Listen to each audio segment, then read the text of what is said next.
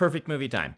Perfect movie time. We are going to do maybe another episode where we talk about perfect movies, but we were just discussing The Princess Bride, and I want to lay forth the claim that Princess Bride is a perfect movie. It's a perfect movie. Yes. Now, this is interesting because Princess Bride has serious flaws, but is perfect. What would you consider to be the serious flaws of Princess Bride? The main one being that Princess Buttercup does nothing in the movie. She can't even hit a rat with a stick. Yeah. And it's named after her. Mm-hmm. This is a pretty serious, but flaw's the wrong term. This is a very interesting picture of filmmaking in the 1980s and how people treated, for instance, a princess character in the 1980s. She was a damsel in distress. Yes. Made even more hilarious by the fact that it was Robin Wright. Yes. Who's like an absolute badass. Yeah. She's amazing. She's a really great actor. She gets almost nothing to do in that film. Mm-hmm. Now, this is a difference. I still think it's a perfect movie. Because I don't think The Princess Bride as a film could exist without that aspect to it, right? Yes. If you remove that from that film, you no longer have The Princess Bride. And it does let us, like, we don't have a perfect society. It does let us look at society and be like, Princess Bride gave way to, I assume it was before this, to the Drew Barrymore film where she rescues herself. Ever After? Oh, yes. Yeah, by decade at least. Yeah. And probably not a decade, right? Because Princess Bride is late 80s, and that's probably early 90s. Right? Princess Bride was 5th grade. 5th grade, oh. Which I want to say was like 87, 86. Okay, oh. We are getting a thumbs up from producer Adam. 87 for Princess Bride. Yeah. Okay. But regardless, like, this was in the air. People are starting to be like, wait a minute. Mm-hmm. We have a problem here. Princess Leia is a badass and a damsel in distress at the same time. You can write stories to do that. Now, the part of the reason why I still think it's a perfect movie is this is also a film that is kind of, in a way, a parody. Parody's the wrong term. What would you call Princess Bride? Pastiche. A pastiche? Yeah, it is a pastiche of epic fantasy. No, not epic fantasy. Fairy tale fantasy. Fairy tale fantasy. Yes. Much better description.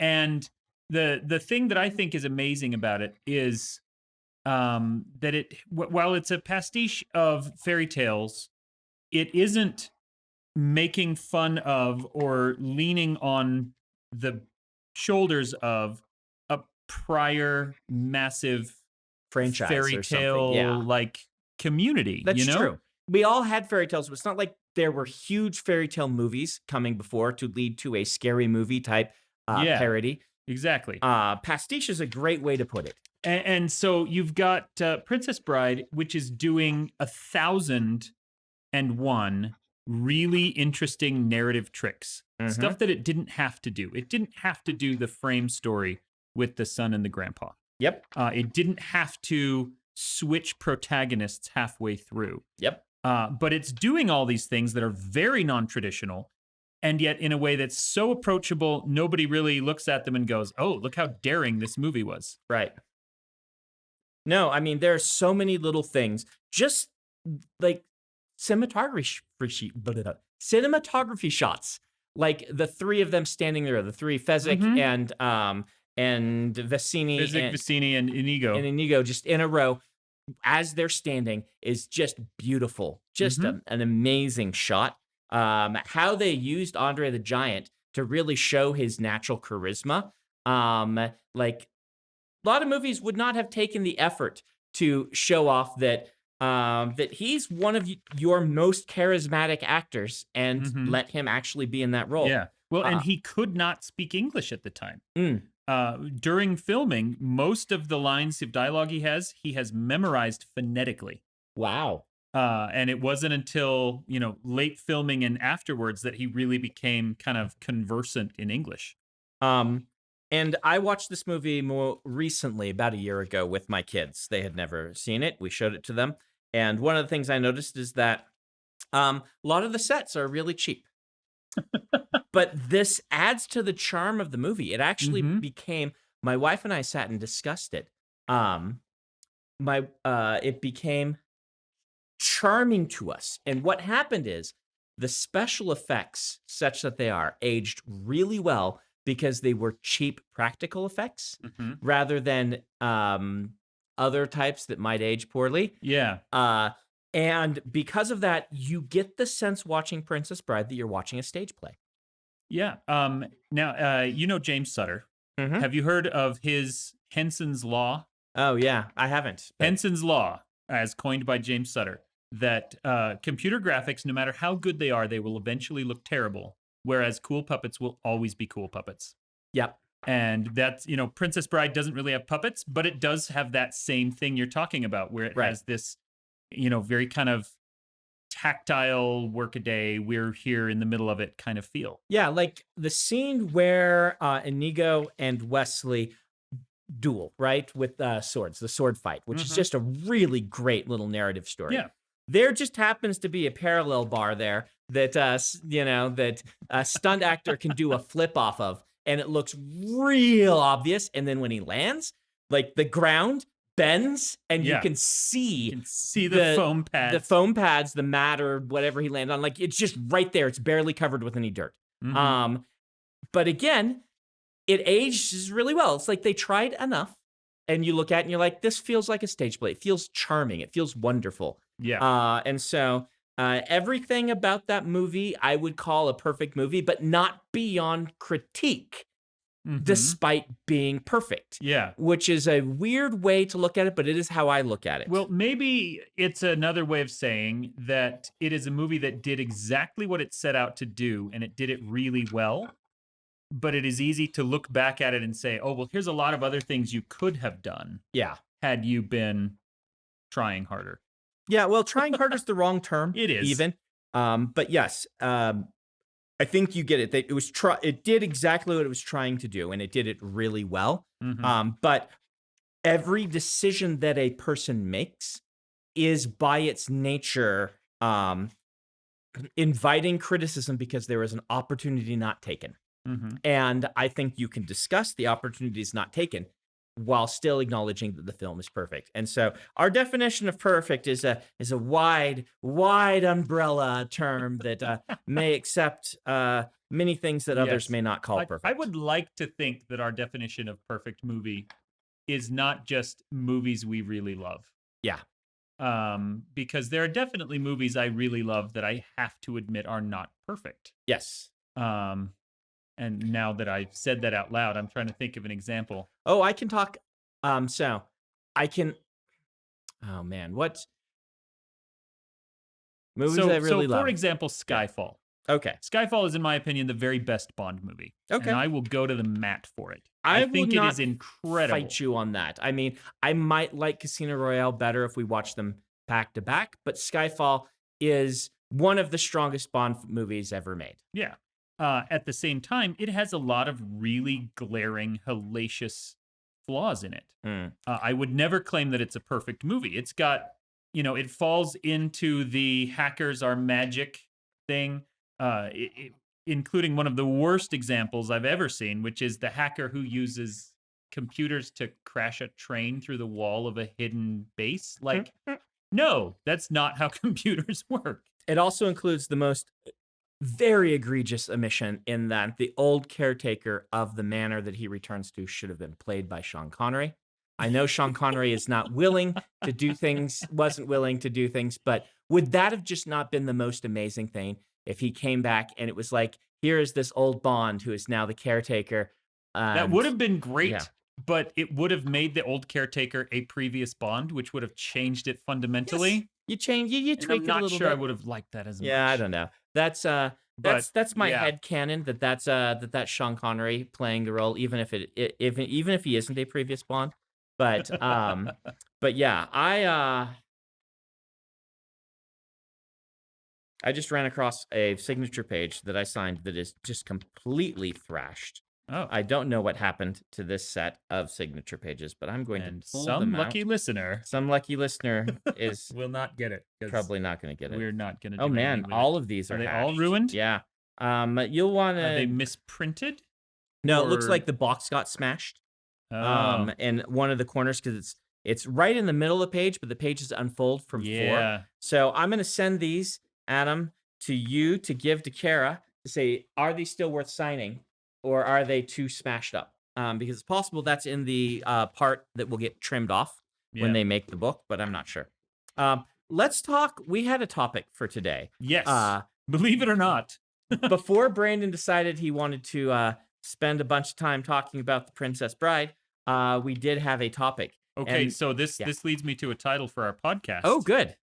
Which is Preemptive Tangents. We got onto 2 tangents before we even arrived at announcing, let alone discussing our topic. You know, you're not wrong. You are a wise man, Mr. Wells. Oh, thank you. Our topic is parallel storytelling. Parallel story evolution. There you go. Parallel story evolution. Awesome. You came up with it. So yeah, and the famous one for people our age was like when Armageddon and Deep Impact came out the same year. Yep. And I think that same year we also saw A Bug's Life and Ants come those out are the at two exactly kind the of same time. But it is a much broader topic. So for example, one of the ones that I get all the time with my Blue Screen series, the main character is Marisa. She is a Mexican cyberpunk hacker with a bionic arm. And this book came out about 6 months before Blizzard launched their Overwatch game, one of the characters in which was a Mexican woman who's a hacker with a bionic arm. Incredibly similar in a lot of ways, while also being clearly neither one inspired the other. We just came up with them at the same time. Yeah. And that happens all the time. Happen with me. I actually beat him to the punch by just a little bit, but I released a book called Warbreaker, right? Mm-hmm. And Brent Weeks released his Lightbringer series, which is a full epic fantasy, and both have color-based magic systems, and they came out within a few months of each other. And to the point that when you hear Brent tells it, he tells it a little different. Because I released Mistborn, and then he released his first kind of fantasy assassin series book, and he's like, this time I'm going to do something really weird. No one's going to beat me to the punch. And then I beat him with a color-based magic, independent. We didn't even know each other at the time. Yeah. The same person released right before him a story that on paper looks very similar. It turns out the books are very different. Very, very different, and people may not even notice that. But when he heard Sanderson just released a color-based magic system while he was just finishing the revisions on his, he's like, ah! See, Barry Lyga, who's a YA author, who one of his big books was called I Hunt Killers, and he, in the same issue of Publishers Weekly where they announced his sale, I Hunt Killers was about a teenage boy who is hunting serial killers, a teenage sociopath hunting serial killers. In the same issue that they announced his sale, they reviewed my I Am Not a Serial Killer, and he looked at that and thought, well, they're going to take all the money back. They're going to cancel this contract. The two books are wildly different. Yeah. But that core concept of teenage sociopath hunting bad guys is, kind of evolved in parallel. You should see how many emails and social media posts and things I got about them saying, Brandon, the boys, they just released the boys. They're ripping off the Reckoners.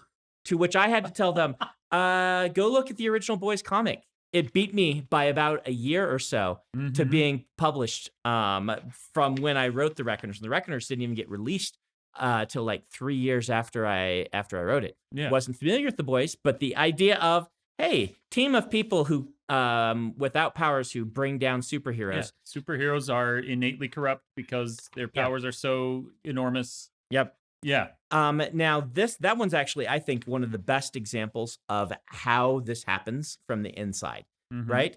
Because I would all but guarantee that the creator of the boys comic, his name escapes me right now, but I would all but guarantee that he and I spent a lot of time ingesting the same material during the 90s, shall we say, and early 2000s, regarding, superheroes, particularly things like Watchmen, particularly Mhm. things like The Dark Knight Returns.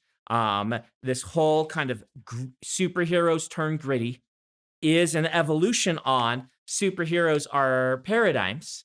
Um, and that seed is very easy to plant once you've gone from superheroes or paradigms to Batman is a little unhinged and they have to Yeah. send Superman to bring him down to the what would we do as regular human beings if Superman weren't there to stop, Yeah.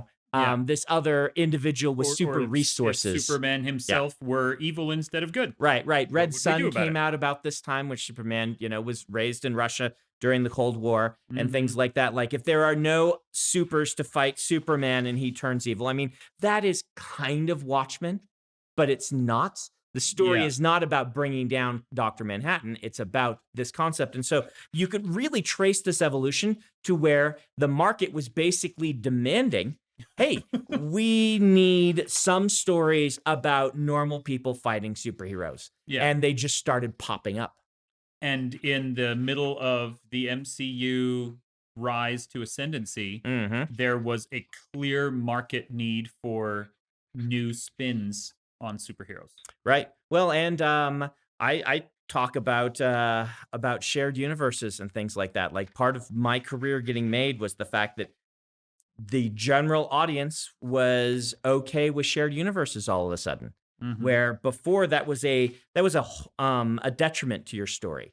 It was a marketing tactic that Marvel used aggressively to milk its most dedicated fan base, Mhm. Marvel and DC, to get them to buy comics they wouldn't normally have bought by making their emotional investment in one property be exploitable to get them to buy a comic from another Yeah. property, right? Now you talk about this a Mhm. lot, and I am not caught up on Stormlight Archive. Yes. But at what point did the Cosmere itself become blatant and on the sleeve of your work? Because I can look at most of your Right. early books, and yeah, they all mention Hoyd, but I wouldn't consider them a shared See, universe they yet. weren't, but that's what drove the fan base.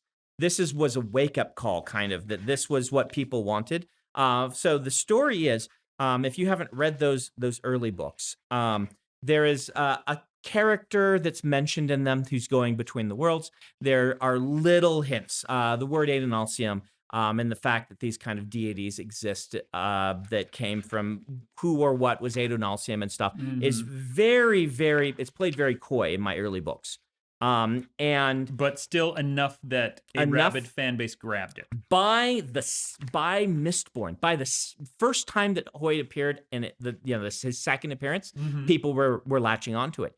And they asked me, and I said, "Yeah, he's from the other book. It's from a different planet." And that one line drove the Sanderson fan base to explode in popularity. Hmm. And this is, it's very, very slight in the books. And this is why I kind of want to bring it up in this conversation, because I really think this is a thing that the market, the people were looking for. They wanted Yeah. the story consuming public was really eager for this. And it turns out that both the MCU and I struck gold. The first MCU film was in 2007. Elantris was in 2005. So Mistborn came out in 2006, right? Mhm. So the Brandon shared universe started in 2006, really, when Yeah. the second book came out.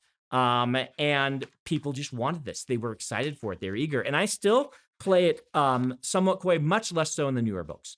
The newer books are getting into it. There's some pretty sizable crossovers in the fourth Stormlight book, for example. And this is, I still play it somewhat coy because I don't want that feeling that if you haven't read the other ones, you don't get a full emotional arc in Mhm. your story, right? Like that, I just don't like the idea of. But I do like how the MCU is handling a lot of this. And I think that I could go further than I have been, and I am taking steps further because it is interesting, it is fun, it is experimental in a lot of ways, even though it's been done since the 70s or 60s, where people have been crossing over stories between properties and Yeah. things like that.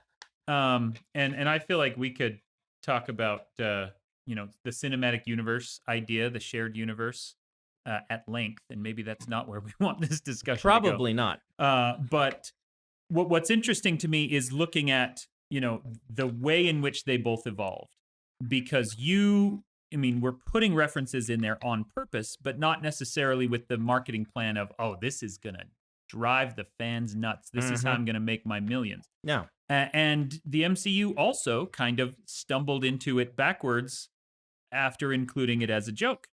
Yeah. Jon Favreau put Samuel Jackson as Nick Fury into an end credit sequence of the first Iron Man, literally as just pure fan service, never imagining that there might be a vast, cinematic universe growing out of this. And then, of course, people saw it and loved it and wanted it. Yeah. Yeah. And that's happening with me. And I think that I wanted to do it, right? Like I was there for it, excited by the idea, even though I was a little scared of doing it because I'd been told it was not very marketable. But one of the things I want to get into here, though, is this idea, something I've been thinking about recently, is this idea that the market kind of cries out for things silently. And it makes me wonder, like, is some property inevitably going to get super popular at a certain point? I'm explaining this poorly. If Star Wars had not been made, there were no Star Wars, would a different pulp-rooted science fiction story that takes itself very seriously have risen up and become the pop culture phenomenon that Star Wars did? Was it inevitable that something was going to get that traction or not? And it's hard for me actually to decide, because on the yes, of course argument is this, what I'm talking about, that like the market seems to want things. And what it wanted in the 70s was the pulp stories that the then adults had grown up on to be taken seriously by cinema. And this is why The Godfather, Star Wars, Alien, Jaws, all of these came out in quick succession and were mega popular because they were treating the childhood of these people who were buying tickets with care and concern, and the people making the films themselves were children who had loved those things. But I just named some of the strongest films ever made at the same time. And there were lots of people who tried to copycat these with less skill. And you did not end up with these huge, wonderful franchises out of those. Yeah, it's hard to say, because it's possible that it is, just the movie-going public crying out for something to be fans of. And I do think that there's some evidence for that. But on the other hand, almost every film historian in the Western world will point to the 70s as a high watermark for filmmaking. That was when there was this really kind of alchemical mix of freedom and of possibility and funding and all these other things going on culturally and technologically and everything else. And they were able to produce some of these massively amazing films. I do think it's interesting that you point to Star Wars and some of these others as being, the kids who grew up on pulp and now they were adults. Yeah. Because most people, economists in particular, look at, Jaws in 76 and then Star Wars in 77 as the rise of the adolescent market. And that those were the movies when suddenly we flipped from adults driving art to teenagers driving art. And I don't know if that's true. Because I do think it's very easy for, a stuffy adult to look at, a schlocky horror thriller about a shark and a goofy science fiction thing and say, oh, that's kid stuff. This must be teenagers pulling all the strings now. But on the other hand, I don't want to argue with people who have studied this more than I have. I think they are right, but I think that there's an element missing there. That was still an era where I think the adults, like your word of mouth and things, had to happen with the adults taking people and going. And yes, teenagers as a demographic had started to rise a little bit earlier than that. As soon as they had cars, teenagers became a demographic. But I think what's going on there is that the pulpy, schlocky stuff was popular with kids and teens in Steven Spielberg's youth because it was fun and exciting. And now you had fun and exciting, plus good special effects and interesting filmmaking and good cinematography. Of course, it's still going to be popular with kids and teens. It's the same stuff, but taken seriously and made well. Yeah. If they loved it when it was made poorly because of the funding constraints and the technology constraints, of course they're going to love it when it's made really well. Yeah. But let me tell you, kids were not, or teenagers were probably not driving The Godfather. They were probably not driving Alien as much, at least at the beginning. Alien, maybe. Yeah, it's possible. Stuff like Jaws and Star Wars. I mean, yes, definitely. It's not our grandparents that were fans of that. It's our parents. Yep. You know, they were in their early 20s. They were still practically kids. I don't know. Yeah. So I think it's an interesting question to ask. Would it have arisen if I hadn't done the Cosmere? Who would have? There would probably be an epic fantasy property that's doing all of this that is at the top of the sales Somebody charts. out there just cursing your name. Yeah. Peter Brett is like, Brandon Sanderson stole my throne. That's a really interesting question to ask, and I can't not think about it now. Like, if Star Wars had never happened, if George Lucas had just stuck with American Graffiti and he was making car movies and stuff, I tend to suspect that something would have taken Star Wars' place as the cultural phenomenon, driven by the rise of youth culture, driven by, the popularization of pulp. But it wouldn't necessarily have been a science fiction. No, it might not have. How different would our world be? Here's your writing prompt for the day for alternate history. How different would the modern world be if it had been The Godfather that had taken that off? There's the name of our podcast. Adam's going to have to write that out in the poll, and it's going to take up like a block of text. I mean, kind of Westerns already had their heyday, and so I don't know. Superheroes could have happened. It could have been superheroes. Like, when was the Richard Donner Superman? That was like that was late 70s or early 80s, right? Adam, pull up Richard Donner Superman. It could have been that. It could have been, like, here's the thing. Star Wars warped the industry enormously. Yeah. And what you saw coming afterward were a bunch of Star Wars clones where people just suddenly sunk a bunch of money into these properties and projects. Battlestar Galactica, and then there's like a billion Roger Corman films and just different things all trying to be all these Star other Wars. things, Buck Rogers. Those people all would have been making films that were not influenced by Star Wars and maybe had a lot less attention on them. Their budgets would not have been very big, but it makes me wonder, would something else, would we have had Roger Corman become instead George Lucas or something like that? It could have happened. That's just really interesting to me. If Indiana Jones, pulp adventure story, if that had become the Star Wars instead of science fiction, and then we would have now generations of, people trekking through jungles. Yeah. I don't know. I'm really interested to know. When was the Richard Donner Superman? Superman 2 came out in 1980. Superman 2, when it was Superman. That's the one that came 78? up. Yeah, the first one would have been 78 is what I was going to guess. Yeah. 78 is the first one. Yeah. Yeah. Now, and you mentioned Battlestar Galactica. Yeah. And I don't want to brag. Yeah. But this week I got an email in my inbox from the Battlestar Galactica Central Command Fleet Division. I got my 10-year anniversary certificate as a card-carrying Battlestar Galactica fan club guy. Only 10 years, Dan. Only 10 years. Unless you go back to the 70s and 80s TV show, then unless your card is dated in the previous century, I don't know. I don't know if I can be impressed. No, jokes aside, the original Battlestar Galactica, I was a huge fan of as a kid, and I adored it. The modern, I say modern, it's like 20 years old now.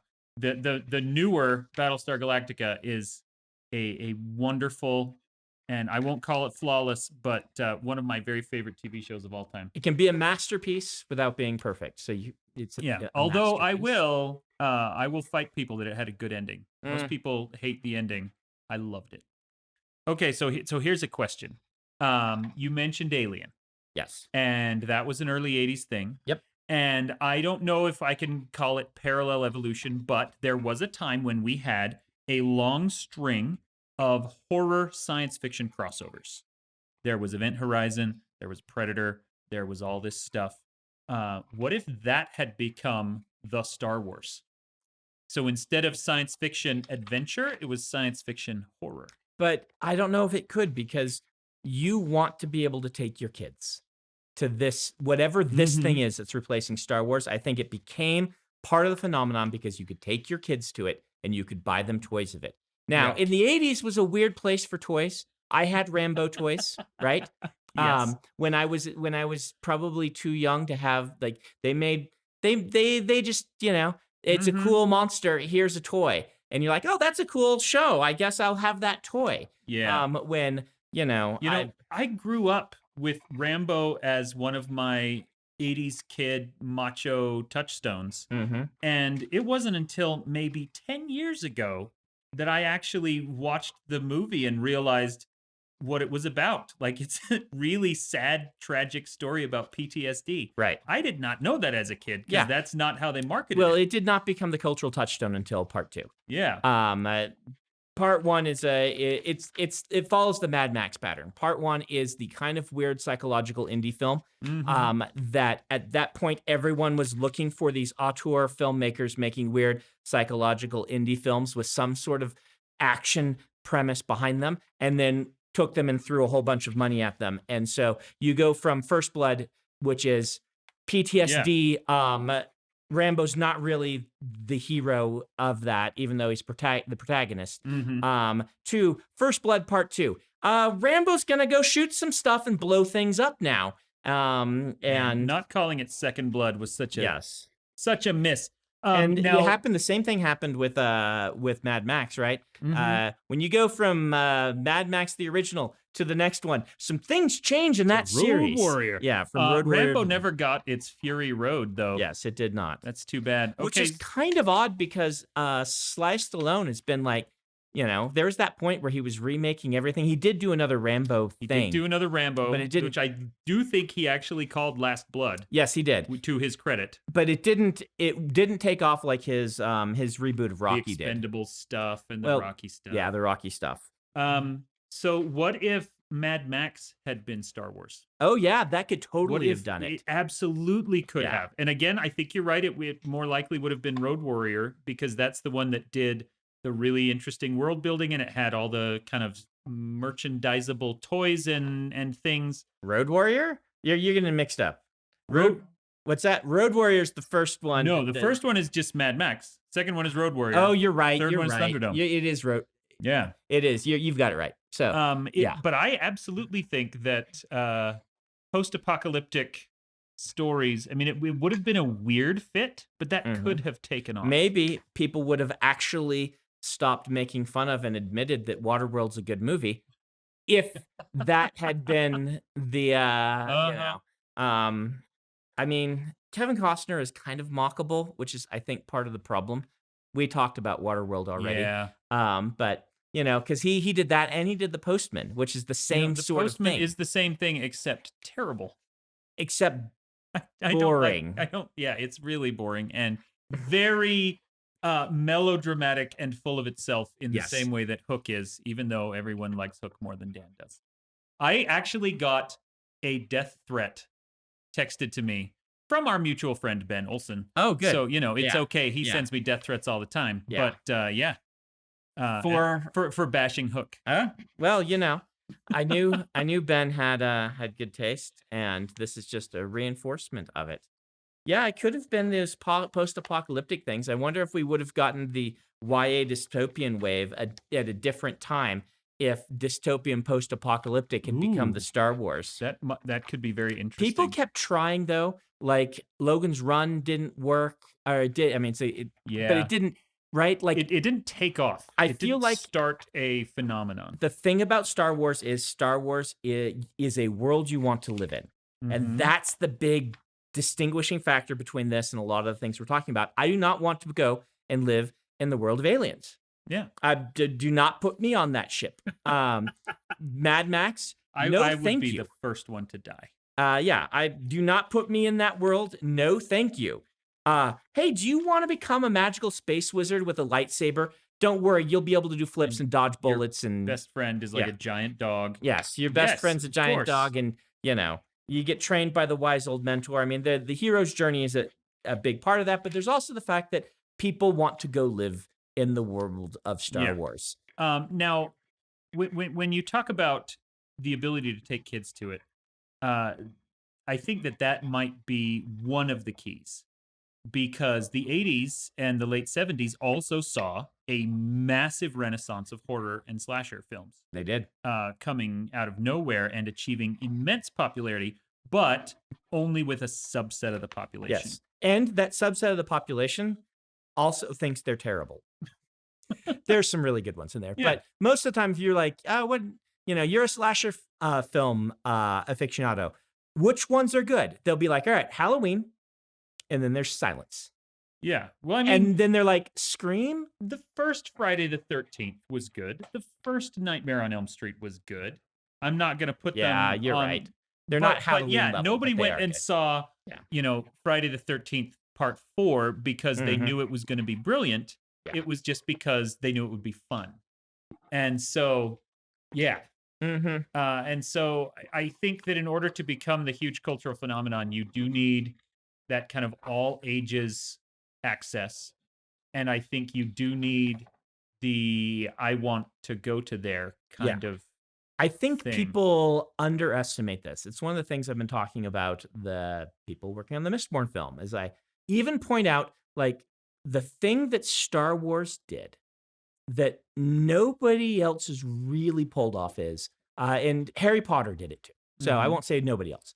Both of those properties, if you go to a con and you see someone dressed up, there's a 50-50 chance that they are a character from the movie and a 50-50 chance that they are their own creation that just lives in that world.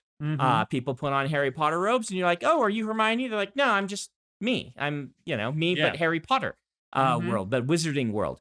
I'm me, except I'm a Ravenclaw, and this is my owl. If you go and count the superhero costumes, that doesn't happen. People occasionally, right? Of course, there's going to be exceptions, but for the most part, you'll count 100 superhero costumes and you'll get no original content, because people are not they're becoming that superhero. They are not becoming a person that lives in this world that is part of all of this. And this isn't a knock against the MCU. It's a difference in the styles of genre. But I'm kind of, pointing out to them, I'm like, one of the advantages of fantasy over superhero films is this idea that when you do a good job with the world building and things like that, people want to live there, and they will create, like, the 501st is just an excellent example of this sort of thing. If you're not familiar with that's the Stormtrooper Legion that you can join by having your Stormtrooper armor. And whenever you're like watching some news story, like, look at these silly people who do fantasy things. Okay, we're going to go pretend to be serious and not make fun of them for a minute when we invite them on our show. And then afterwards they're kind of making fun of them again. Yeah. Those are the 501st guys. The 501st, which is totally unfair because the 501st is also a massive, like, charity fundraising and the amount of work they put into those. Like, the 501st is this really cool thing, but it ends up being the thing that people, but it also is like the example of the power of a fantasy film. And, Star Wars being science fantasy, is that those are the bad guys. But you know what? I can build my own armor. I can go, I can be part of this world. And I think it's awesome. And it's part of what makes me love fantasy. That is a really important distinction, because it's not just superhero cosplay, anime, and all these other things. You are your own. You are being a character rather than joining the fantasy world as your own character. Have you ever been cosplayed? I did have Kira Walker from Partials. Somebody showed up. Me, Dan Wells. Dan Wells.